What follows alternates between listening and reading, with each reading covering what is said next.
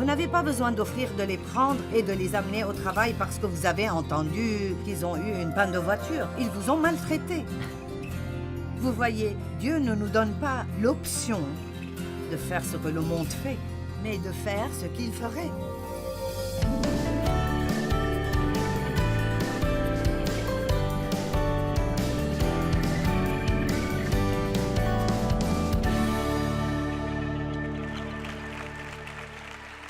Romains chapitre 6. Laissez-moi juste vous dire quelque chose à propos de l'épître aux Romains.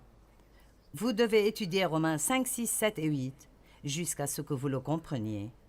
Et dépendant de combien votre pensée est religieuse, vous devrez peut-être les étudier pendant 2 ou 3 ans avant de les comprendre, parce qu'ils nous parlent de comment nous sommes rendus justes devant Dieu à travers Christ et pas à travers ce que nous faisons. Ils nous parlent de la chair et de l'esprit, de comment vous pouvez vouloir faire une chose dans votre esprit et vouloir faire une autre chose dans votre chair. L'apôtre Paul parle de son dilemme de la même façon dont nous le traversons. « Oh, quel est mon problème? Ce que je veux faire, je ne peux pas le faire. Ce que je ne veux pas faire, je finis par le faire. J'essaye de pratiquer le bien, mais il y a quelque chose qui me fait faire ce qui est mauvais. Misérable homme que je suis, qui me délivrera de ce corps de mort? » Et puis il y arrive à travers Christ. Donc Paul disait, « Je reconnais qu'il y a 2 choses qui travaillent en moi. Une partie veut faire le bien et l'autre partie veut faire le mal. J'ai besoin d'aide ici. Comment puis-je arriver au point où je fais toujours le bien? » Seul Christ peut travailler sur cela en nous, et il le fait en nous donnant la force et la grâce dont nous avons besoin pour marcher dans la volonté de Dieu si nous le demandons. Vous ne vous levez pas juste pour dire « Dieu, oh, je vais sortir aujourd'hui et être bon envers tout le monde. » Non, vous dites « Dieu, aide-moi à ne pas penser à moi-même. Aide-moi à penser plus à comment rendre d'autres personnes heureuses plutôt que me rendre heureuse moi-même. » Nous avons besoin de l'aide de Dieu pour faire ce qu'il nous demande de faire. Je ne viens pas sans demander à Dieu de m'aider.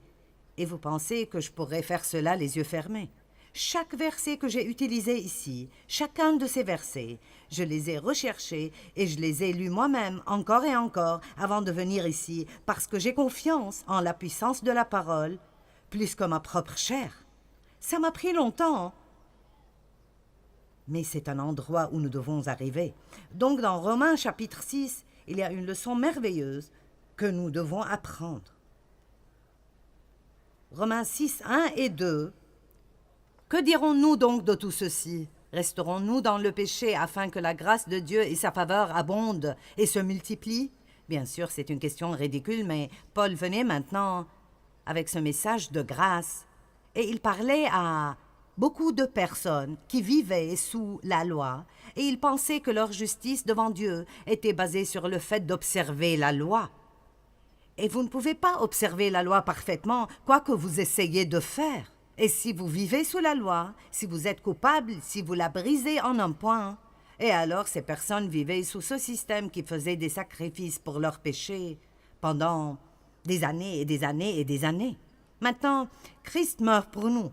Il observe la loi parfaitement. Il a payé le prix pour toute notre liberté. Et il dit, je vous donnerai la grâce, et là où le péché a abondé, la grâce a surabondé. Il n'y a aucune façon de trop pécher pour la bonté de Dieu. Maintenant, ces personnes stupides viennent en disant, nous n'avons même pas besoin d'essayer de ne pas pécher, parce qu'il y a de la grâce, et alors, je pense que plus nous péchons, plus il y aura de la grâce. Et alors, il dit dans le 2e verset, certainement pas. Nous qui sommes morts au péché, comment vivrons-nous encore dans le péché? Donc, quand nous recevons Christ, quand nous sommes allés dans les eaux du baptême, nous sommes ressortis, nous sommes morts au péché. Le baptême est un signe extérieur d'une décision intérieure de suivre Christ. Nous sommes enterrés avec Jésus, ressuscités dans une vie toute nouvelle. Vous dites, eh bien, qu'est-ce que ça veut dire d'être mort au péché? Ça ne veut pas dire que le péché est mort. Le péché est vivant et va bien, et il y a la tentation partout où vous allez, mais il y a une partie en vous qui est morte au péché. La partie spirituelle de nous ne veut pas pécher. C'est pour cela que quand vous recevez Christ, en quelque sorte, avant d'apprendre vraiment le message entier ici, vous pouvez vous sentir plus misérable que vous l'étiez avant d'être sauvé. Au début, vous avez cette petite expérience de lune de miel où tout est vraiment « Oh mon Dieu, oh Jésus, Jésus, oh Jésus, tu es tout, Jésus ». Et puis soudainement, Dieu commence à dire « D'accord, le stade bébé est terminé. Maintenant, c'est le moment de grandir. Et toutes les choses que vous faisiez, qui ne vous dérangeaient pas du tout, maintenant, elles vous dérangent. » Eh bien, qu'est-ce que tu veux dire? Maintenant, je ne peux pas faire ceci et je ne peux pas faire cela. Eh bien, c'est parce que cette partie spirituelle en vous qui est morte au péché n'est plus désireuse de supporter la partie charnelle, qui a toujours le principe du péché en elle. Je sais que j'essaie de télécharger beaucoup ici, alors j'espère que vous me suivez. Sinon, je crois que Dieu vous l'expliquera après la réunion. Qu'en dites-vous? C'est quelque chose que vous devez comprendre vous-même. Si vous êtes né de nouveau, dans votre esprit, vous voulez faire ce qui est juste et vous avez tout ce dont vous avez besoin en vous pour obéir à Dieu, vous avez la maîtrise de soi, l'amour, la joie, la paix, la patience, la bonté. Mais vous avez toujours une chair. Et votre chair est votre corps. Et votre âme, les parties de votre âme qui n'ont pas été crucifiées, c'est-à-dire les parties de votre âme qui n'ont toujours pas été confiées à Dieu. Il y a une guerre pour l'âme de l'homme. L'Esprit de Dieu vous veut en entier. Le diable vous veut en entier. L'Esprit travaille à travers votre esprit pour obtenir cet accès, et le diable travaille à travers votre chair pour obtenir cet accès. Et c'est pour cela que nous ressentons certaines des choses que nous ressentons. Ça ne veut pas dire que vous êtes bizarre, ça ne veut pas dire que vous n'êtes pas sauvés, ça veut dire que vous êtes des êtres humains qui sont toujours en chemin, en train d'être continuellement et constamment changés. Amen. Alors notre but est de céder devant Dieu et de ne pas céder devant le diable. Est-ce que vous comprenez cela? Vous me regardez un peu comme...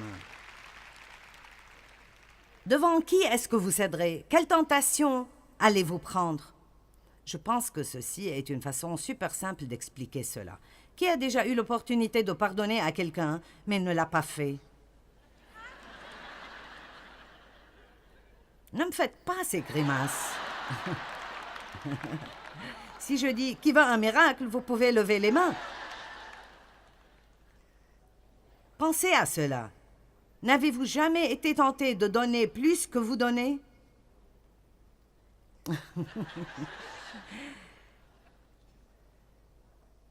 Si je demande maintenant, est-ce que quelqu'un peut m'amener un verre d'eau?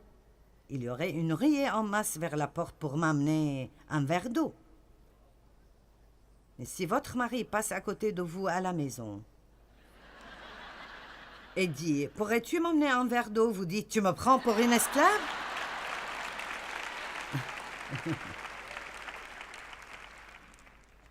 Ouh, je vous ai eu, n'est-ce pas?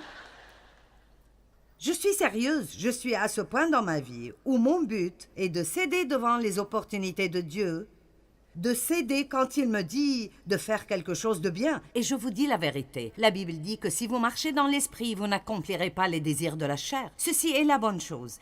J'ai écrit un livre et je ne l'ai pas intitulé « Briser les mauvaises habitudes, faire de bonnes habitudes ». Je l'ai appelé « Faire de bonnes habitudes, briser les mauvaises habitudes ». Parce que vous n'avez pas besoin de vous battre contre tout le mal. Vous devez juste vous concentrer sur le développement du bien et tout ira pour le mieux. Amen. Vous n'avez pas besoin de regarder tout ce qui est mauvais en vous tout le temps. Regardez plus vers Christ, regardez dans sa parole, commencez à faire les choses qu'il veut que vous fassiez, et bientôt vous direz « Mon Dieu, je change » et je ne sais même pas comment c'est arrivé. Ça nous garde du côté positif de la vie. Maintenant, il dit que vous êtes morts au péché. Regardez au verset 11. Romains 6, 11. « Ainsi regardez-vous comme morts au péché, et votre relation avec comme brisée, et comme vivant pour Dieu, dans une alliance ininterrompue avec lui en Jésus-Christ. Maintenant, regardez-vous veut dire comment est-ce que vous pensez à ces choses. La vérité essentielle est que vous n'irez jamais au-delà de ce que vous croyez. Donc, n'importe combien vous êtes mort au péché dans l'esprit, si vous ne croyez pas cela, ça ne vous aidera pas. Nous devons vraiment faire beaucoup de réflexions à propos de ce que nous croyons vraiment. Est-ce que je crois vraiment que je suis appelé à faire ceci et que j'ai entendu de Dieu? Eh bien, si je crois vraiment ceci, il n'y a pas de raison du tout pour moi de même. Laissez l'ennemi me tenter de penser que ceci n'est pas bon et que j'ai le mauvais message. Vous voyez, depuis longtemps, je ne monte pas ici pour être tourmenté. Je monte ici pour suivre Dieu et pour vous donner ce que je crois être une parole du Seigneur. Combien d'entre vous ont déjà pris une décision que vous croyez que vous avez vraiment entendue de Dieu et puis le diable commence à vous dire que vous faites la mauvaise chose? D'accord. C'est là que vous devez dire « Non, je crois que j'ai entendu du Seigneur ». C'est ce que vous croyez qui déterminera si vous aurez de la paix ou si vous aurez de la misère. Maintenant, verset 12. Que le péché ne règne donc plus dans votre corps mortel, temporaire, périssable, pour vous soumettre à ses envies et vous soumettre à ses désirs et ses mauvaises passions. Ne continuez plus à mettre ou livrer vos membres physiques au service du péché comme des instruments de l'injustice, mais offrez-vous et livrez-vous vous-même à Dieu comme des morts revenus à la vie éternelle et mettez tous vos membres et vos facultés physiques à son service, les présentant comme des instruments de la justice. Donc, voici ce que je recommande. Chaque matin, quand vous vous levez et vous prenez votre temps avec Dieu, formez cette habitude dans votre vie. Vous dites « Dieu, me voici. Je sais que tu vis dans mon esprit. Je te remercie de m'avoir sauvé. Merci d'avoir pardonné tous mes péchés. Je suis à toi aujourd'hui. Utilise ma bouche, utilise ma pensée, utilise mes yeux, utilise mes mains. Utilise mon argent. Maintenant, nous commençons à être mal à l'aise. Oh! Mais c'est mon argent. Non, c'est faux. Nous sommes des intendants, pas des propriétaires, et nous n'aurions pas un sou si ce n'était pas Dieu qui nous l'a donné. Si vous faites ce que Dieu vous dit de faire avec votre argent, vous aurez plus que vous n'auriez jamais pu obtenir si vous essayez de tout gérer vous-même. Le système de finances de Dieu est absolument phénoménal. Me voici, je t'amène toutes mes facultés. Tout ce que j'ai, mon temps est à toi. Tout appartient à Dieu. Maintenant, utilise-moi de la façon que tu veux. Et vous êtes sincère quand vous le dites. Vous sortez. Vous pensez vraiment que vous n'allez pas avoir d'opposition du diable? Maintenant, il vous tentera de penser. Vous n'avez pas entendu de Dieu. C'est ridicule, les autres ne vivent pas de cette façon. Pas besoin de faire ça. Vous n'avez pas besoin de leur pardonner. Si vous faites cela, ils vont profiter de vous. Vous n'avez pas besoin de les inviter à votre fête. Ils ne vous ont pas invité à leur fête. Vous n'avez pas besoin d'offrir de les prendre et de les amener au travail parce que vous avez entendu qu'ils ont eu une panne de voiture. Ils vous ont maltraité. Vous voyez, Dieu ne nous donne pas l'option de faire ce que le monde fait. Il nous donne l'option de faire ce qu'il ferait. Quelle option voudriez-vous prendre? Est-ce que quelqu'un comprend cela? Combien d'entre vous pensez que vous preniez peut-être la mauvaise option? D'accord. Maintenant. Le monde n'est pas notre maison. Nous le traversons. 1 Pierre chapitre 2, verset 11.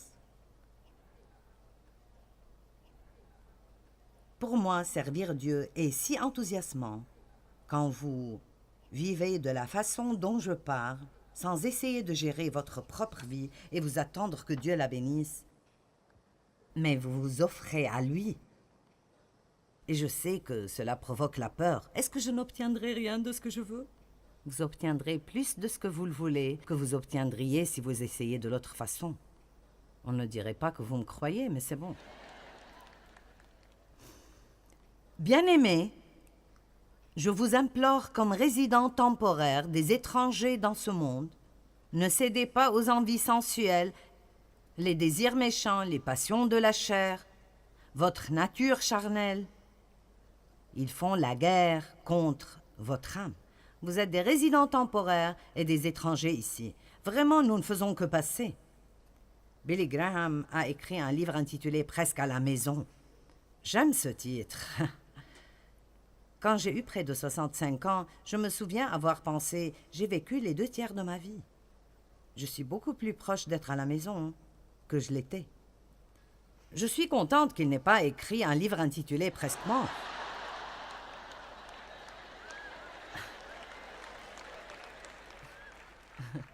Pensez-y, nous ne faisons que passer, ceci n'est pas notre maison. Plus vous grandissez, plus vous êtes près de rentrer. Et je veux vivre ma vie en m'occupant un peu plus de l'éternité, parce que c'est beaucoup plus long que ces quelques années, même si je vis 100 ans. Et vous savez, je me souviens d'un temps où si j'aurais fait face à la mort, j'aurais été si effrayée et je me serais sentie si trompée parce que ma vie n'était pas si bonne jusqu'à ce point. Mais je peux honnêtement vous dire que je suis prête et j'ai eu une bonne vie et Dieu a accompli sa parole et il m'a donné quelque chose de grand à faire en me laissant prêcher la parole. Mais ce n'est pas par accident. Beaucoup de cela est les choix que nous faisons. J'aurais pu rester amère et haïr mon père jusqu'au jour de ma mort, mais j'aurais juste détruit ma vie ici. Je n'aurais pas pu faire ce que je fais maintenant. Nous avons des options. Est-ce que vous comprenez? Vous n'avez pas à juste vivre comme le monde ou faire tout ce que la chair vous demande de faire. Nous avons une option et notre option est qu'à travers la puissance du Saint-Esprit, nous pouvons résister aux tentations de Satan et nous pouvons nous soumettre à Dieu et nous pouvons être des gens qui, à chaque fois qu'ils ont l'opportunité de faire quelque chose de bien, nous le faisons. Ouh!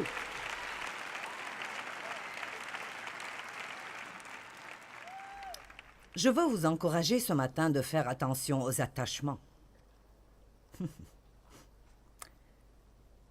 Nous nous attachons à des choses et c'est une chose très dangereuse. Parlons donc des gens.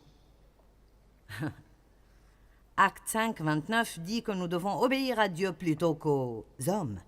Si vous laissez quelqu'un d'autre prendre vos décisions, si vous laissez le danger de perdre l'amitié de quelqu'un, si vous laissez cela vous faire compromettre ce dont vous savez que c'est juste, ne soyez pas trop attachés aux gens, que vous les laissez voler la vie du royaume que Dieu veut vous donner. Êtes-vous là? Ne soyez pas si attachés aux gens. Combien de femmes sont ici, de belles femmes, qui prennent de si mauvais choix avec les hommes parce qu'elles ont peur de ne pas les garder si elles ne les prennent pas. Si vous devez perdre tout ce que Dieu veut vous donner et vous souiller pour garder une relation avec quelqu'un, alors vous n'en avez pas besoin. Ça ne vaut pas vraiment la peine.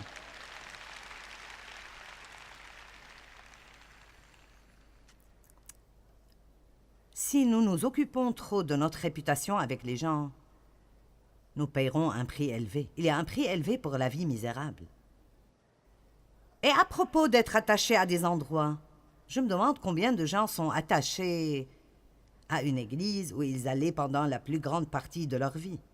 Ils ne sont pas nourris spirituellement là-bas. Ils ne reçoivent rien. Ils ne grandissent pas. Ils dorment durant la majorité de ce qui arrive. Ils n'aiment pas y aller. Ils ne peuvent pas attendre que ce soit fini. Mais ils restent parce que leurs amis sont là-bas. Ils sont habitués. Ce n'est pas loin de la maison. Cette autre église où j'aimerais vraiment aller, ça me prendrait 30 minutes d'y arriver. Allons, nous conduirons pendant 1 heure pour obtenir une solde de 75%. Oh!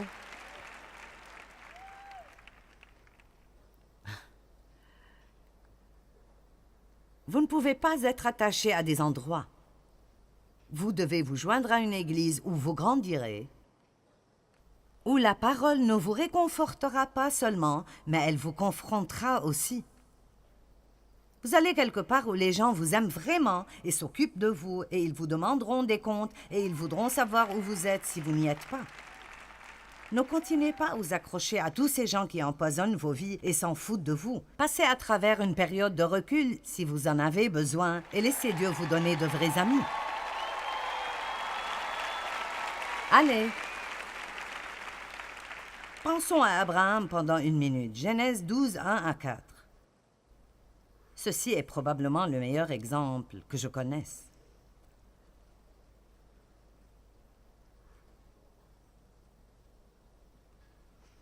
Donc, à Charan, l'Éternel dit à Abraham, parce qu'il ne s'appelait pas encore Abraham ici, « Va-t'en de toi-même, pour ton propre avantage, loin de ton pays, loin de ta patrie et de la maison de ton père, dans le pays que je te montrerai. Je ferai de toi une grande nation et je te bénirai avec une augmentation de faveur. Je rendrai ton nom grand et tu seras une source de bénédiction. Tu donneras le bien aux autres. Maintenant, la chose que vous ne savez peut-être pas est qu'Abraham et sa famille étaient des adorateurs d'idoles. Et Dieu a interrompu la vie d'Abraham et lui a donné une option. Il a dit, regarde, si tu es prêt à t'éloigner de tout ceci, je me demande combien il était attaché à sa maison, à son pays, à ses cousins, à tous ses amis. Et si Abraham avait dit, je ne peux juste pas partir, c'est beaucoup trop. Et Dieu ne lui a même pas dit où aller, c'est là le hic. Il a dit, va-t'en et pars vers l'endroit que je te montrerai. Après que tu partes, et si tu fais cela, si tu abandonnes cette vie misérable,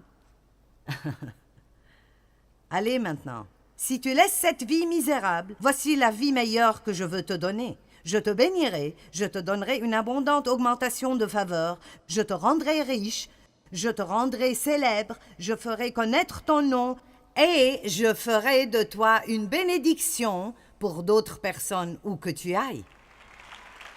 Dieu peut vous amener à un point où vous êtes plus intéressé par le fait de bénir que par le fait d'être béni. Et c'est là que vous arrivez dans l'économie de Dieu.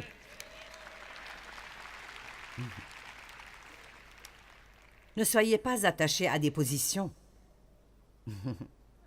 Amen. J'ai travaillé dans une église dans ma ville pendant 5 ans. Je recevais mon salaire là-bas. Je n'avais pas à croire pour cela. Le pasteur, si. Et j'ai eu quelques opportunités là-bas, mais Dieu avait de plus grandes opportunités qui m'attendaient. Mais je devais pour cela quitter mon travail à l'église, non pas quitter l'église, mais quitter mon travail à l'église, parce que je ne pouvais pas poursuivre ce que je sentais que Dieu voulait que je fasse, et garder mon travail là-bas. Et pendant 2 ans, j'ai totalement désobéi à Dieu. Et je suis devenue plus misérable, et plus misérable, et plus misérable, et plus misérable. Et j'ai commencé à avoir toutes sortes d'absurdités qui arrivaient dans ma vie, des gens qui viennent contre moi, des épreuves niaises et folles. Et j'ai dû apprendre que j'étais attachée à cette place, ces gens, cette position. J'avais de l'honneur là-bas. Ma chaise avait mon nom dessus. J'avais une place de parking dans le parking réservée en mon nom. Houhou! J'étais importante là-bas. J'avais été abusée et je voulais être importante. Je voulais me sentir importante. Mais Dieu ne voulait pas que j'aie cela ainsi. Si vous abandonnez votre réputation ici, vous obtiendrez une meilleure réputation au ciel. M'avez-vous entendu? Finalement, je suis partie et nous voyons ce qui arrive maintenant. Ça me fait peur parfois de penser à ce qui se serait passé si j'étais restée. Je me demande de combien de choses Dieu vous a dit de vous éloigner. Et je ne parle pas de sortir de votre mariage, donc ne soyez pas...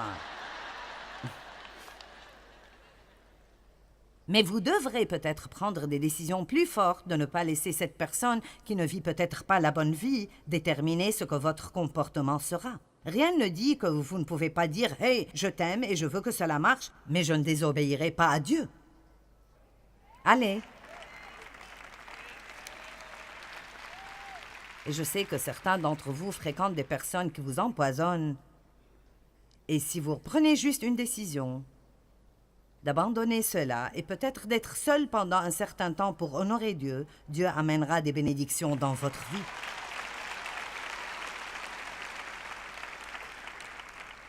Jean-Baptiste était complètement prêt à donner sa position quand Jésus est apparu sur la scène. Il était un précurseur de Jésus. Et quand Jésus est venu, il a dit « Il doit augmenter et moi, je dois diminuer ». Nous devons savoir comment discerner les saisons dans nos vies. Et il y avait une longue période de temps, une longue saison où Dave et moi, nous gérions tout dans le ministère. Nous étions impliqués dans chaque décision et c'est arrivé au point où ça me tuait. Parce que je voyageais trop et je ne pouvais pas faire tout ça. Et je ne voulais même plus le faire. Et Dieu a pourvu nos 2 fils. Et j'aimais le fait qu'ils travaillaient ici et aidaient avec le travail, mais nous ne voulions pas leur donner de l'autorité.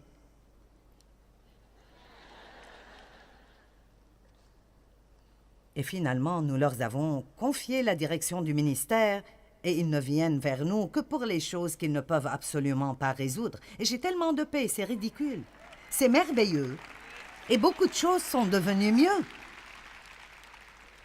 Mais vous voyez, je devais être prête à donner la torche et à entrer dans une nouvelle saison dans ma vie. Eh bien, il y a un coût élevé pour la vie misérable. Nous pouvons choisir de plaire aux autres et abandonner la vie que nous pourrions avoir en Dieu, ou nous pouvons suivre Christ. Et tout ce que nous abandonnons pour le royaume amènera ultimement la meilleure vie que Dieu peut possiblement nous donner. Le choix vous appartient.